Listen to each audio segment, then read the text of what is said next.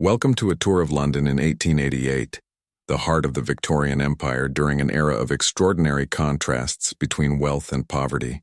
Using advanced AI technology, we'll be transforming centuries-old photographs and engravings into photorealistic scenes, giving you a true sense of what life was actually like in late Victorian London, England.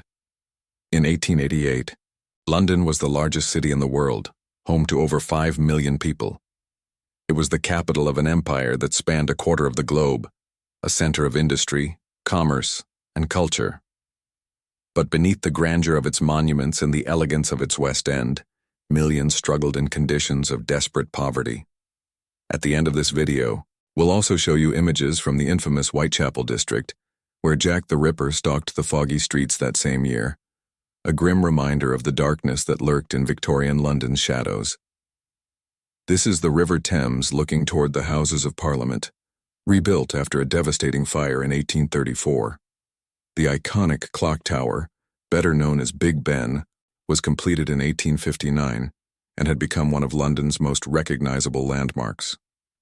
The Thames was London's lifeline, crowded with steamships, cargo barges carrying coal from Newcastle, and wherries ferrying passengers across the water. The Victoria Embankment, completed in 1870, transformed the riverbanks with tree-lined boulevards and underground sewers that finally began to address London's sanitation crisis. The river was bustling with activity day and night. Dock workers unloaded goods from across the British Empire, tea from India, spices from the East Indies, and timber from Canada. But working on the docks was brutal, hand-to-mouth labor where men gathered each morning hoping to be selected for a day's wages. These jobs offered no security, just the chance to earn enough for another day's survival. In the distance, construction of Tower Bridge had begun just 2 years earlier, in 1886. The massive Bascule Bridge was being built to allow tall ships to pass into the Pool of London, while providing a new crossing point east of London Bridge. It would take 8 years and 432 construction workers laboring daily to complete this engineering marvel. The bridge wouldn't open until 1894, but Londoners in 1888 could already see its distinctive towers rising from the Thames. This is St. Paul's Cathedral, designed by Sir Christopher Wren and completed in 1711. At 365 feet high, it remained London's tallest building throughout the Victorian era. The cathedral's magnificent dome dominated the city's skyline, a symbol of British power and Anglican faith. Its steps were constantly crowded with merchants, clerks, and street vendors selling everything from newspapers to roasted chestnuts. The cathedral sat in the heart of the City of London, the financial district where banks, insurance companies, and trading houses generated the wealth that funded the British Empire. Well-dressed gentlemen in top hats and frock coats hurried through the streets, clutching umbrellas against London's frequent drizzle. But even here, crossing sweepers worked to clear horse manure from the roads, hoping for a few pennies from passing businessmen. This is a typical London omnibus, the primary form of public transportation in 1888. These horse-drawn vehicles carried passengers along fixed routes through the city, though the fares were too expensive for most manual workers. 2 horses pulled each omnibus, accommodating about 20 seated passengers and another dozen standing, holding on to leather straps hanging from the ceiling. The streets were a chaos of omnibuses, private carriages, delivery carts, and hansom cabs, all competing for space on narrow Victorian roads. By the 1870s, horse-drawn trams running on iron rails had been introduced, offering larger capacity and lower fares that working-class people could afford. Routes extended from Westminster to Brixton, from Highbury through Kentish Town to Tottenham Court Road. These trams were a lifeline for workers commuting from London's expanding suburbs to factories and offices in the centre. This shows a typical street market on Saturday night, the busiest time of the week. Working-class families took their weekly wages and shopped for Sunday dinner, crowding around costermongers' stalls under the glow of kerosene lamps. The market sold everything: meat, fish, fruit, and vegetables bought cheap from wholesale markets like Billingsgate and Spitalfields, then sold at bargain rates to ordinary Londoners. As the evening wore on, prices dropped for perishable goods. Women in dark shawls gathered around butchers in striped aprons, who auctioned off the remaining meat before it spoiled. The air was thick with the smell of fish, rotting vegetables, and coal smoke from thousands of chimneys.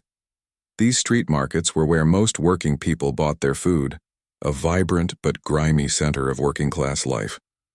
This is Westminster Abbey, one of England's most sacred buildings where monarchs had been crowned since 1066. The Gothic masterpiece stood just beside the Houses of Parliament, its towers reaching toward the smoke-filled London sky. Inside, the tombs of kings, queens, poets, and scientists created a stone chronicle of British history.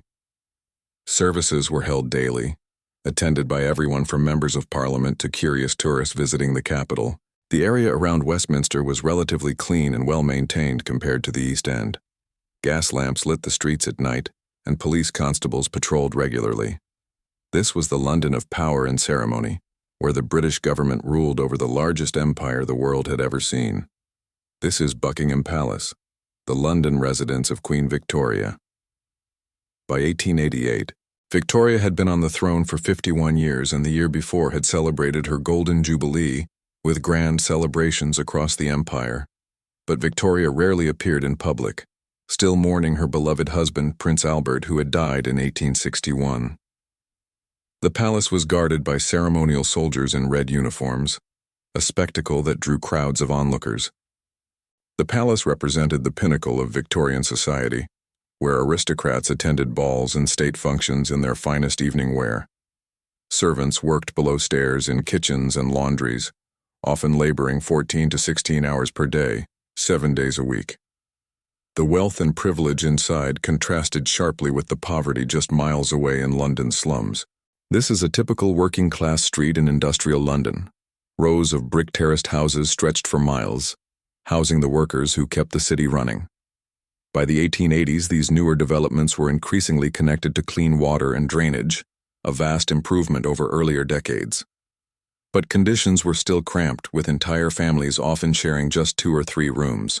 Men left before dawn for 12 to 14-hour shifts in factories, docks, or building sites. A typical laborer earned about 3 shillings and 9 pence per day, barely enough to feed a family. Skilled workers like carpenters or masons earned 6 shillings and 6 pence, which allowed a slightly better standard of living. Children played in the streets, their games interrupted by coal carts and the occasional omnibus rattling over cobblestones. This is Whitechapel, one of London's most notorious districts in the East End. Gas lamp-lit streets and dark, foggy alleys created a breeding ground for crime and desperation. The area was steeped in poverty, with overcrowded housing where entire families or groups of strangers crammed into single rooms for cooking, eating, and sleeping. Rags covered broken windows, and infestations of fleas and insects were common in these damp, cold conditions. Work was scarce and unreliable. Many survived through casual labor like tailoring, bootmaking, or constructing matchboxes in cramped, dusty workshops with little natural light. Women, lacking proper employment opportunities, often turned to prostitution, a dangerous profession that left them vulnerable to violence on the dark streets. 2 out of every 10 children died before reaching 5 years old. In 1888, this district gained worldwide infamy when an unknown killer, later called Jack the Ripper, murdered at least 5 women in Whitechapel's streets and alleyways. The murders highlighted the desperate conditions in which London's poorest residents lived, where women walked dangerous streets at night because they couldn't afford a bed in a doss house. The killer was never caught, and the mystery continues to fascinate people over a century later. This shows a doss house or common lodging house in Whitechapel, where the very poorest could rent a bed for 4 pence a night. Those who couldn't afford even that slept on the streets or in workhouses, institutions that provided shelter in exchange for hard, grueling labor in even worse conditions. The lodging houses were often makeshift brothels, with diseases spreading rapidly in the overcrowded, unsanitary environment. The contrast between these slums and the elegant West End just a few miles away was extraordinary. While aristocrats dined on multiple courses in their Mayfair mansions, families in Whitechapel struggled to afford bread. This stark inequality was a defining feature of Victorian London, a city where immense wealth and desperate poverty existed side by side. This shows the match factory at Bow, owned by Quakers William Bryant and Francis May. Despite their religious principles, conditions for the workers were grim. They employed over 5,000 people, mostly young girls of Irish descent, who were paid piece rates and fined if they were late or took too long in the toilet. The work was dangerous. Exposure to white phosphorus caused a horrific disease called phossy jaw that rotted the jawbone. Victorian London was built on the labor of millions like these match girls, workers whose names history has forgotten, but whose toil powered the British Empire. Factory acts had begun to limit working hours for women and children, but conditions remained harsh and dangerous. The magnificent landmarks, innovative engineering, and cultural achievements we've explored today tell only part of the story. Behind the grand facades and imperial confidence lay a city of profound inequality, where the luxury of the few was built on the suffering of the many.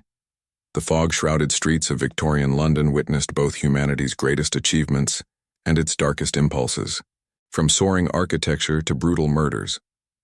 The London of 1888 was a city on the cusp of change. In just a few years, new reforms would begin to address the worst conditions, though progress came slowly. The world this Victorian metropolis shaped, with its technology, its empire, and its social divisions, would influence the entire 20th century and beyond. If you enjoyed this journey through Victorian London, please comment below what city and what era you'd like to see next, and your hometown may be featured in the next video. Thanks for watching, and as always, we'll see you in the past.